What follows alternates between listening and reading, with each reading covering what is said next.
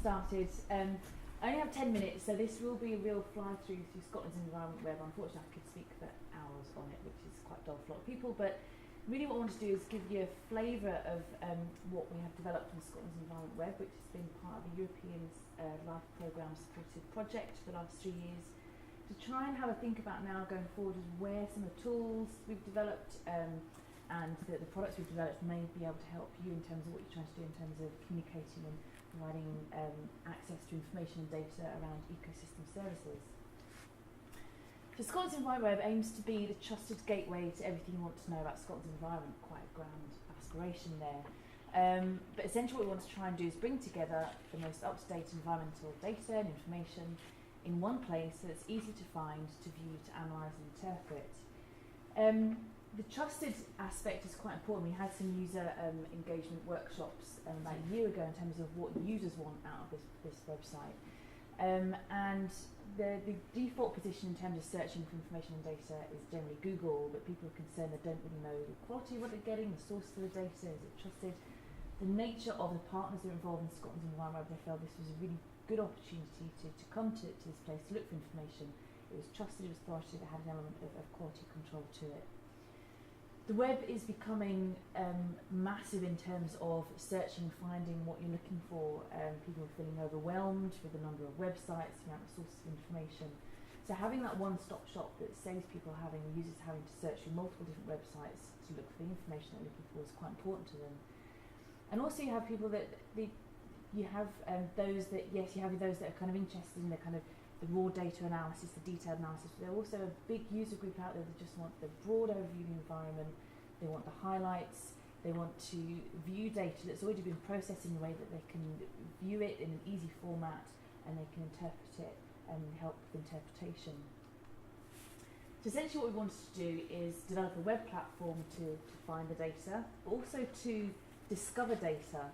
So it's not only finding what you're looking for, but also helping users find that they maybe don't know what they're looking for in terms of so much related data and information. Importantly, to get information from that data as organisations and agencies involved in Scotland's Environment Web, they're all very data rich but we're quite information poor in terms of the use of that data and getting key messages out from that and telling a data story. We want users to use the information and data to inform, to understand, to decide and ultimately to behave in a way that will protect and improve the environment. So I mentioned before we want to try and streamline access to multiple sources of data information through one place. It's providing a single authoritative view of Scotland's environments. And Scotland's Environment Web is the home to the State of Scotland's Environment Report. It's been a real collaborative process of 27 topics written by 32 expert authors from across a range of different organisations from throughout Scotland. So you can get a quick snapshot view of the environment, how it's changing, what's been done about it. It's about presenting data from multiple sources in one place, in a common format, and in a way that users can start playing around with data and reviewing it in terms of spatial data on maps, through data visualization tools, but also not just developing tools on Scotland's environment, but also signposting people to data. There's so much information out there. It's how do they get to the information they're looking for as quickly as possible. So it's a process of transforming some data that's there, but also signposting to relevant sources of information. It's also not just a website, it's about how we can engage the public through citizen science, through discussion, through community action, through the provision of high quality online information and data. And it's also about how we can extend our communication networks, how collaboratively we can work together. The power of social media in terms of extending our reach and influence of some of the key environmental information. We can reach new audiences that as individual organisations we would have struggled to do, but collectively working together on the key messages and sharing those key messages it's very powerful in terms of getting information out there. So partnership has been at the very heart of what we've been trying to do in Scotland's Environment Web. It's been a real collaborative approach to idea generation, to design, to development and co-development. And we rely really heavily on the information and the data and expertise of these partners. Now we've had a core group of partners who have been involved very much as the life project phase of Scotland's Environment Web in terms of steering what it is we want to develop, the information we want to promote, but also we want to significantly increase the number of partner organisations that we want to work with. This is not an exhaustive list. Essentially, for Scotland's Environment Web, we want to develop a product that is useful to data publishers, to data users, and we need to involve these people and these organisations to make sure we've got a product that meets their needs, also meets the needs of their customers and their stakeholders. Data. Scotland's Environment Web is very data hungry. We don't publish data. What we do is we harvest data, open data from sources. So it's really following the concept of open data. Data is managed and published at source and is published in a way that can be harvested and transformed by various different applications. Excuse me. So data's actually probably been, through the course of the LIFE project, probably one of the biggest sticking points of what we've been trying to do, because we've developed tools and applications and map views, but it's actually getting the data in the right format. This is moving quite a significant pace now in terms of the Scottish Government Open Data Strategy, a real push for getting more data out there and published in web services, web feature services that can be consumed by projects like Scotland's Environment Web and transforming it into tools that can really extend the reach and the scope and use of data by a much wider audience. At the moment we have around 300 plus data sets that users can view on various mapping tools or data visualization tools. We have tools that transform tens of thousands of rows of raw data into graphs and charts that users can export, and we want to basically grow those number of data sets so that Scotland's Environment becomes the kind of go-to place. We also want to basically as well provide more profile to those data publishers in terms of recognition of the data owners, and also provide access through the summary of user data to more detailed view of the data that's maybe hosted on the website. So for example, some of the mapping tools, data visualization tools maybe show a very high level source of information, but through one click you can get straight to the website, straight to the raw data for analysis on the host website. So we published a new website in June 2014, really centred around the user in terms of what the user wants to do. So it's about getting informed about the environment, learning more about the state of the environment, the underpinning indicators and data. It's about getting interactive with data, playing around with some of the map views and the visualization tools.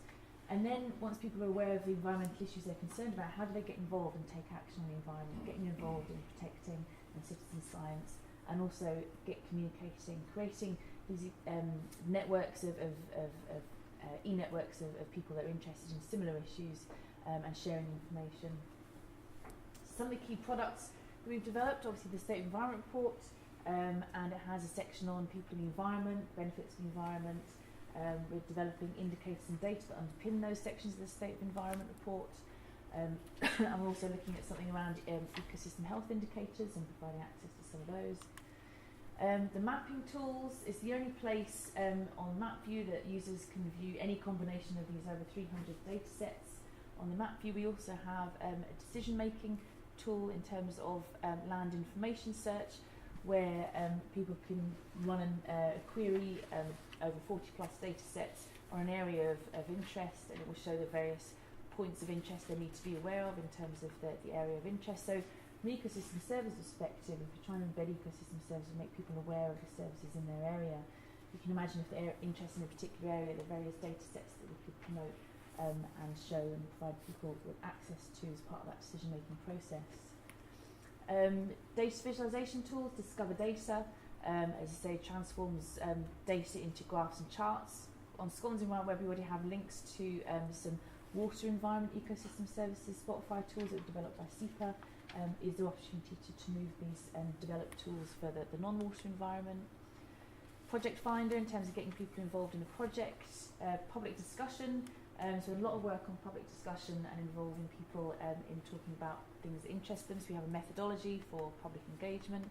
We're doing lots of work around engagement with schools and young people, particularly around competitions, but also with Education Scotland and resources linked to the Curriculum for Excellence. So again, there could be opportunity there to develop resources around ecosystem services that are particularly useful for young people, for teachers and for students.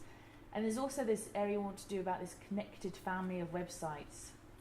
So Scotland's Environment Web provides the broad overview, but there might also be opportunity for a more specialised view of the environment. So we already have Scotland's soils, we have Scotland's aquaculture, Scotland's ecosystem services. Might be a new website, might be a space in Scotland's Environment Web, it might be an area where making sure that we're connected to and people can get to it as quickly as possible.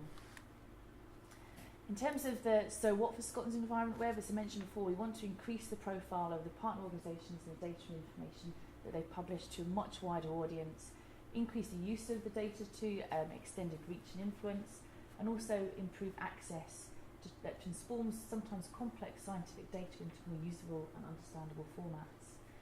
And through that, we want to encourage new analysis and new identification of new priorities based on this concept of being a trusted and authoritative source of evidence.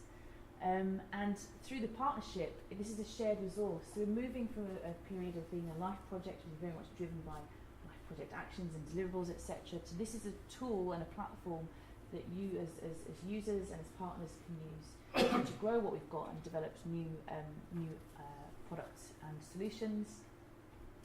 And very importantly, we want to optimise the user experience. It's not always what we think users want, but we need to make sure that we are providing a service that optimises user experience of searching and finding and using data in terms of what they need, which can sometimes be a bit of a conflict in terms of sometimes what we think people want.